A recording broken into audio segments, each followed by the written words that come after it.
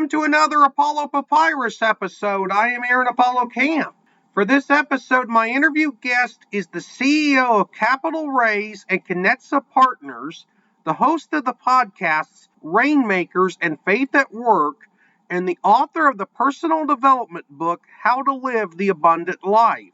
His name is Carl Grant III, and here's my interview with Carl. Carl Grant III, welcome to Apollo Papyrus.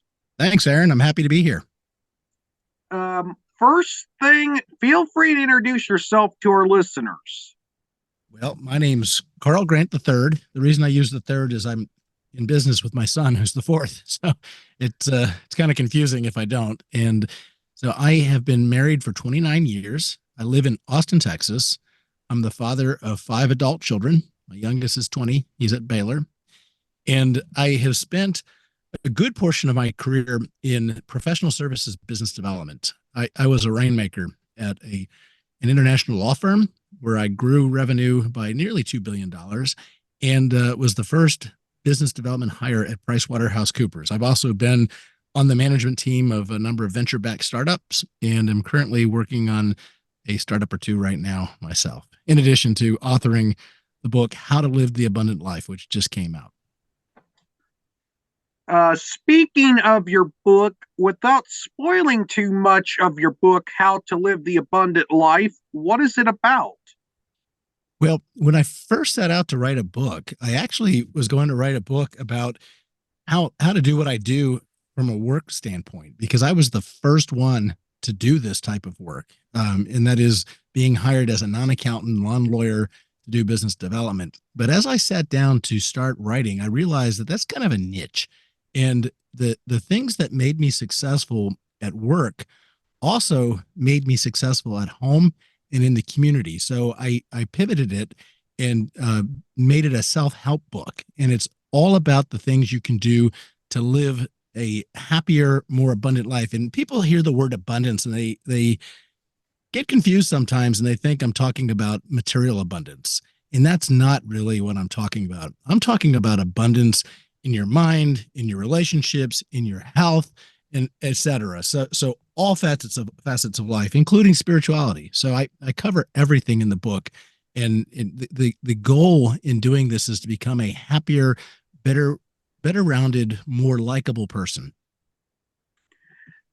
You almost answered my next question completely. And the only parts of your book that I've seen, and this is true for virtually every author I interview on here, usually the only parts of the book I've seen are the cover and the blurb. And in the blurb of your book, which is on the back cover, you note that material wealth is not central to an abundant life. Could you elaborate a little bit more on that? Is material wealth just one part of an abundant life, or is it not relevant to an abundant life? Well, look, I have been both broke and I've been a millionaire. And being a millionaire is nice, but some of my happiest times, Aaron, was when I was broke. And people hear that and they're like, that sounds crazy. But it's not really. When I think back about when my wife said yes to marrying me, I spent every cent I had on her wedding ring. I had not a dime to my name. Literally, I couldn't even take her out to dinner to properly propose. She took me out to dinner.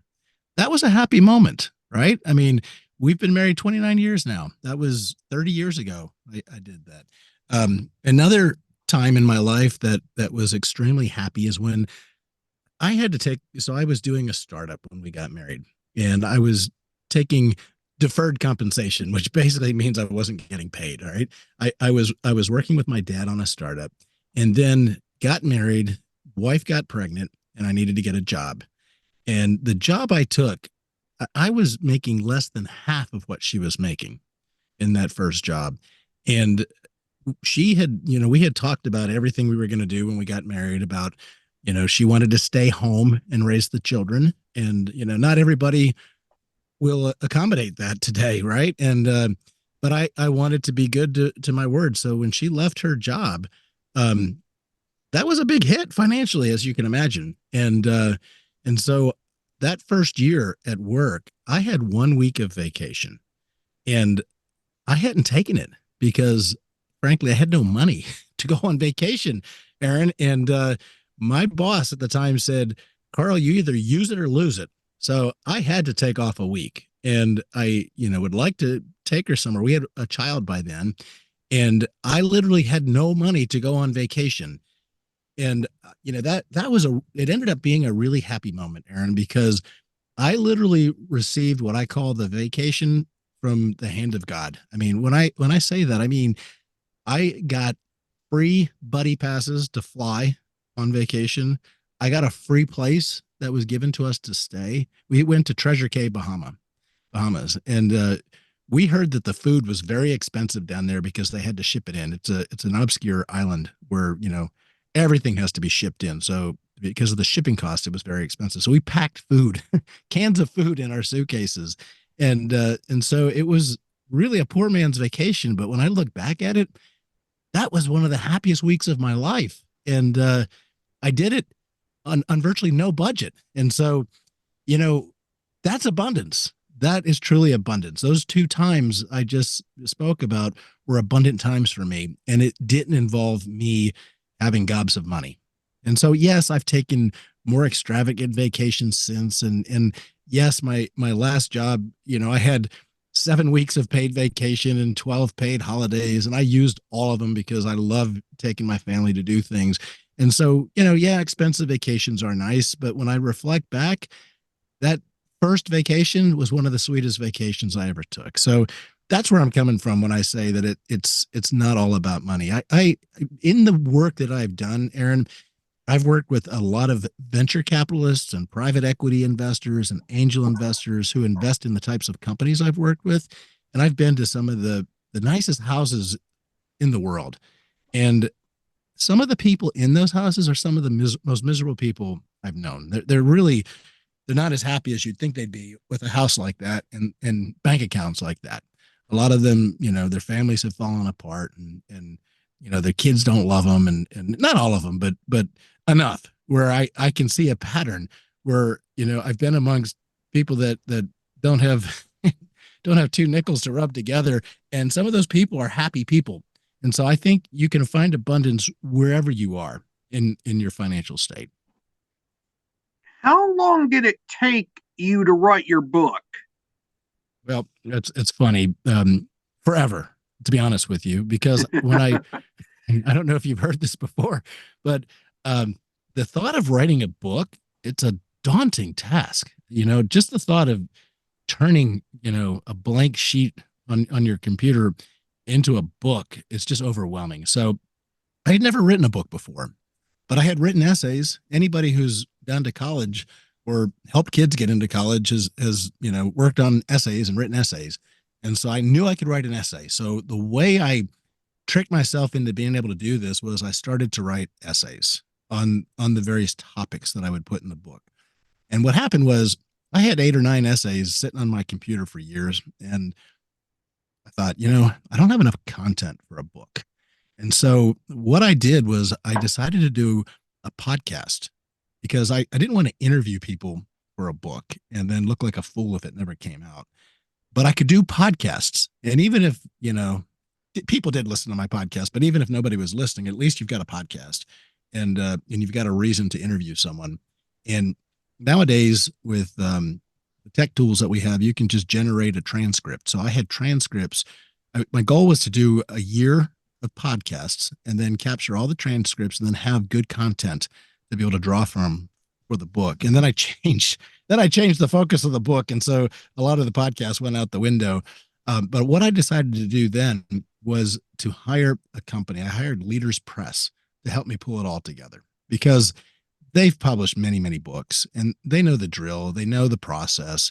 And so I needed somebody to guide me through it. And that was really helpful. So the first thing we did was we sat down and did an outline. And that outlining process was great because then I could, really think about what this was going to look like. And then take the material I already had, as well as the material they would help me develop. So they would send me questions about each of the topics. I would answer the questions in writing, and then they would also interview me so that I would be able to give them, content that I might speak but not write. And they pulled all the writing and the speaking together and helped me put it into a book. And then ultimately, I mean, and they had a writer that helped me do that. But ultimately, it's my book. I mean, I took the last crack at it, and in the end, I ended up. It's funny that it was done in 2 years, and then my oldest daughter, Teresa Grant, she goes by the nickname Twee. She she said, "Dad, I read a lot of self-help books. Let me read this. I feel like I'm meant to help you with it." And so I let her read it, and she goes, "Dad, you have to be willing to kill your baby." And I said, "I can't kill this thing. I just wrote it, and it took 2 years." And she goes, "Listen to me." And so she identified parts of it that wouldn't have the broad appeal. It was still too businessy. And I wanted to appeal to students and retirees. I didn't want to just appeal to business people. And so we ended up killing about a third of the book. That was hard. I mean, it was really hard to cut, full chapters out of the book. And then she helped me figure out what I could backfill that with. And so it ended up being a much better product. And I'm really grateful for her doing that, because she spent a lot of her time doing it. And I needed somebody else who wasn't as close to it as me. So you might say my book took a village, even though it's me, it's all me, but I can't take full credit for bringing it over the finish line. The publisher of your book is Leaders Press. Is Leaders Press a self publishing company, a hybrid publisher, a small traditional publisher, or an imprint of a larger traditional publisher? Well, when I first signed up with them, they were using, I forget it was one of the big publishers whose name I've already forgotten. So I don't know how much it matters, but they were teamed with a large publisher. And then that relationship changed over the course of me doing this, because I took a year longer than I should have. And then, so they've moved to somebody else who's doing the publishing. And I don't know all the names. They're not as meaningful to me as, when you start selling your book. Most of the book sales go out through Amazon and Barnes and Noble. And so that's where the bulk of the books are going. Now I'm working through there's two other groups I'm working through that do the pushing of the books out to the stores. And so we've approved the book. In fact, actually, I had another daughter of mine. I told you I have 5 kids. I put them to work. I had her proofread the proof before it went to the printer. And even though I had edited that thing 3 times, and they edited it too, she found a missing period. Can you believe it? And I did not want that book to go to the bookstores with a missing period. So probably held it up a little bit longer to figure out how to get that period put in there. And now it's going out to the bookstores. And the audiobook, in fact, I just finished the audiobook today. I did all of the recordings, and then they have a person that goes through and listens to your recordings, and they came back to me with a bunch of lines that I needed to re-record, because I either stumbled over words, or I had background noise, paper rustling or something like that. And so it was a half hour of recording that I did today. And so that should be out February 26th. So I'm excited about that, because honestly, I'm an audiobook consumer. I do not sit still long enough to read a book. I'll start them, and then I'll be distracted, and then I'll start another one. And unless I'm really, really interested in a book, I will read a book on vacation, cover to cover, if I love it. But I don't take that many vacations anymore now that I'm in business for myself. So that's the story. So it's kind of a mystery to me how it all gets out there, but they have a team that's helping me get it out. In addition to your book, you've hosted 2 podcasts, Rainmakers and Faith at Work, and the latter is one word with at being represented by an at symbol in the name. What can listeners expect from a typical episode of each of your podcasts? All right. So Faith at Work was in my work, I became a Christian later in life. I grew up an atheist, and was an atheist until I was 24, mainly because I didn't know any better. Nobody ever exposed this, faith to me. And then, um, so when I became a believer, I became someone who was shocked that I could grow up not hearing about that important relationship in life. And so I wanted to talk to people who were also believers and understand from them how they integrated their faith walk in their work. And so I did it. And but both of those podcasts were a year long. It wasn't, I'm not trying to be Joe Rogan or anything like that. I just was curious. I'm a curious person. So I interviewed, probably 52 people, a year, one a week. And I talked to all sorts of business leaders about how they integrated their faith in their work life. And it was really interesting to hear. And then I, as I got ready to do my book, I thought it was going to be on professional services business development. So I interviewed rainmakers, and a rainmaker that's a term of art for somebody who wins a lot of business, right? And so if you have a lawyer at a law firm that's really good at winning new clients, that's somebody you would call a rainmaker. And you could be a rainmaker in real estate, or insurance, or any line of work. And so I wanted to pick the people who were really the top of their game in each of those fields, and interview them and learn about how they did what they did. And so that was really interesting too. And what the interesting thing about the Rainmakers podcast, when I left my job after 20 years, on my 20th anniversary, I left my law firm job. Um, Actually, a guy I was introduced to, he was head of business development at an investment bank.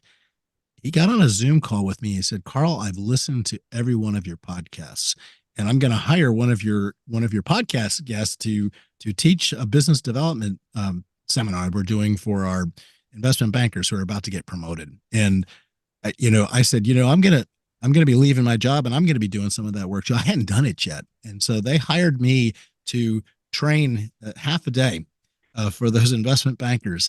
And so it actually got me my first training job, and that was a lot of fun. And so I've done more of that since, and we'll be doing even more of it.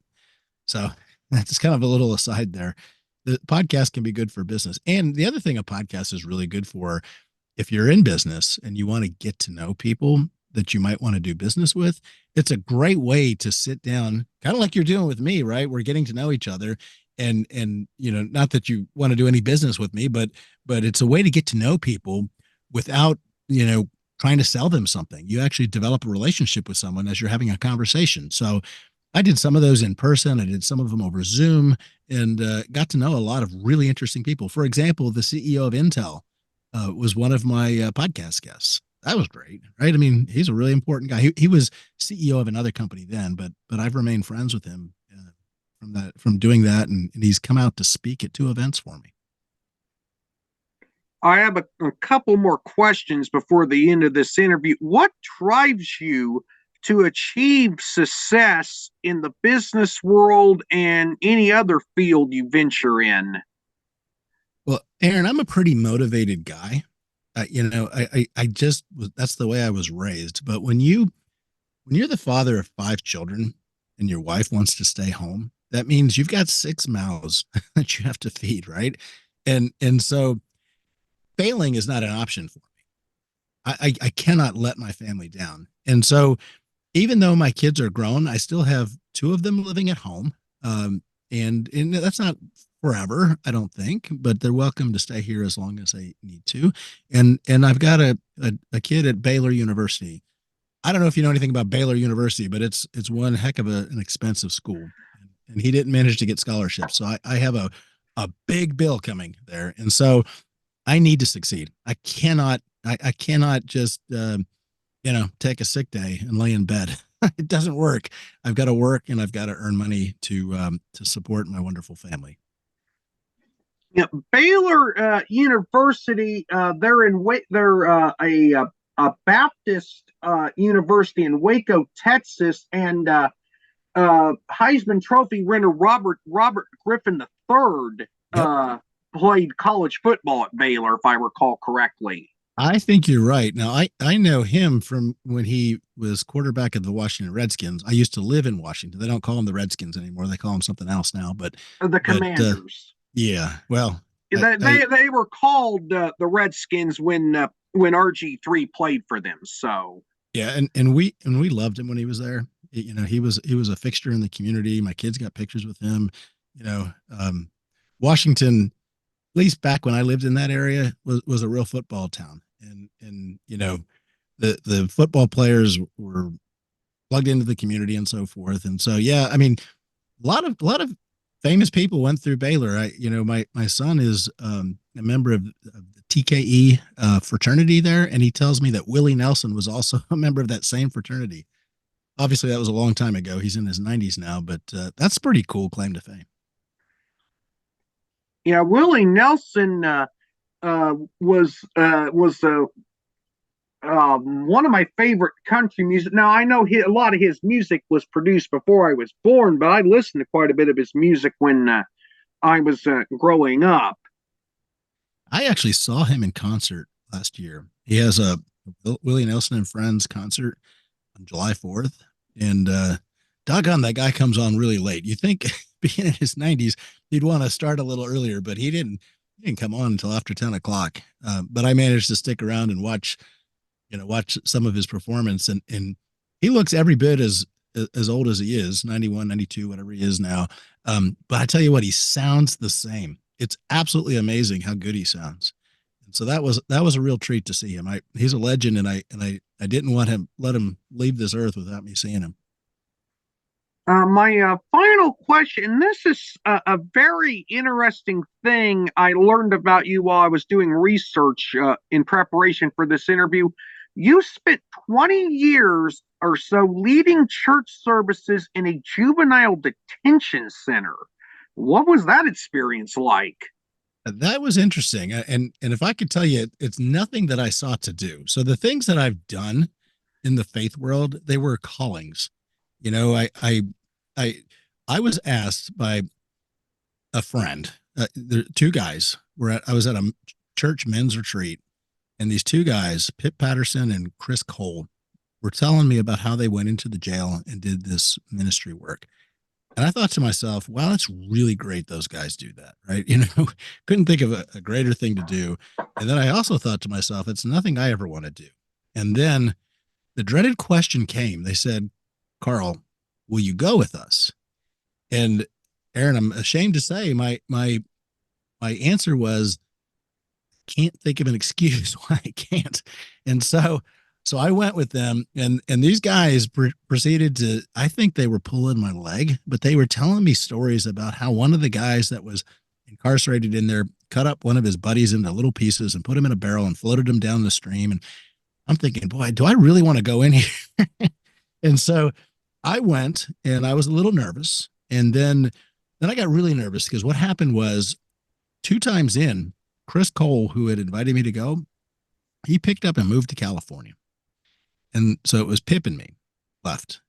And then it was in the Fairfax County Juvenile Detention Center. Then they split the church services into two separate services because the facility was expanding, and they didn't want rival gang members in the same services because it was a security risk. And so I found myself, less than a month in, Aaron, leading a church service for juvenile delinquents. And let me tell you what this experience is like. I was a brand new believer, hardly knew anything about what I was doing. And here I am having to give hour-long messages to groups of 20 juvenile delinquents. And let me tell you, that is the hardest audience in the world. I don't know if you're familiar with that audience, but these are like 11 to 17-year-old, kids who obviously have done things to get themselves in trouble. I never wanted to know what they did, but if you don't believe what you're saying, if you're not sure about what you're saying, they challenge you. They will be all over you. And so not only did I have to figure out how to do this and deliver a message, I had to make sure I got those guys on my side, or else they were just brutal. And so I would go in, and I would always try to pick out the alpha, the biggest, meanest guy in there, and get him on my side. And Aaron, I remember looking distinctly at one of those guys and I'm like, are we cool? And he said, yeah, we're cool. And all the other kids fell in line. And so that's the way I got through the early years of doing that. But over the years of doing that, it became one of the most rewarding things in my life. And so, you talked a little bit about financial gain and things. There was nothing to be had financially from doing this. Nobody paid me. None of those kids or anybody I was going to do business with. Um, but I tell you, there's nothing more rewarding than doing something for somebody who has absolutely no way of paying you back. And so even though they had no way of paying me back, I still felt rewarded because I watched one kid. I'll never forget. I forget his name, but I can picture his face perfectly. I walked in there and there was this big, mean looking guy that looked like if I got too close to him, he was going to kill me. And I watched this guy. He would come to our little service and he was just mad and just would look at us with that death look. And he would ask us really hard, challenging questions. But this kid was with us over the course of the year. And I watched him go from a guy who was mean and mad to a guy who had a smile on his face over the course of this year. I watched him go from a high school dropout to somebody who re-enrolled and graduated from high school and then enrolled in college in the facility. I watched from a kid who was there to like pick on us when we first met him to somebody who got his own Bible and actually had his name inscribed on it. And I'll never forget the last day we were in there. He was leaving and he gave me a hug. And Aaron, this was a kid that I was afraid to get too close to when I walked in because he was so big and mean. And he was hugging me. And after he left, I asked the guards in there, I said, have we heard anything about this guy anymore? Has he returned to the system? They're like, no, nothing. We haven't heard anything. So, seeing somebody like that who was really going in a wrong direction when we met him, and I'm not taking credit for, turning him, around, but I was part of, others. There were other volunteers that came in on the other weekends, and I don't know how many of those kids turned their lives around like that, but I've seen a few of them, right? I ran into one other kid out at a Chick-fil-A. I wrote about this in my book where I had a kid, he was working at Chick-fil-A and he comes up to me and he's going on and on and on about all these great things he's doing in his life. And I'm thinking, who is this kid? He must be a friend of one of my kids and I just don't recognize him. And then after he kept talking, I realized this is one of the kids that I administer to in the detention center. And he was so happy to tell me, obviously Chick-fil-A is kind of a Christian type of, business, right? And he's working there and he's going on and on about how he's going to join the military and do all these great things in his life. And as I was leaving, I realized, oh, there's another one that we touched, right? And so literally we talked to hundreds and hundreds of kids over the course of doing this for 20 years. As you can imagine, is probably anywhere from, well, it wasn't always 10 or 20 kids. Sometimes we'd have one kid show up and I'd be happy if one kid showed up. I'm like, hey, well, you're the guy we're meant to talk to today.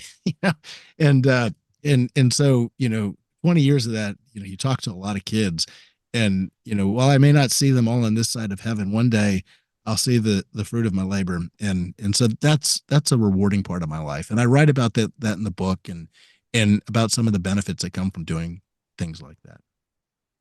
Carl, you were a very insightful guest, and I thank you for appearing on Apollo Papyrus. It's my pleasure, Aaron. I've really enjoyed it. And if you want to find the book, you go to Amazon or Barnes and Noble and look up How to Live the Abundant Life. You can put my name in, Carl Grant III, and it pops up pretty good. Once again, I thank Carl for appearing on this podcast, and he was a fantastic guest. I'll include links to both of Carl's podcasts in the text description of this episode. This is Aaron Apollo Camp reminding you to write and read your passion. Bye for now.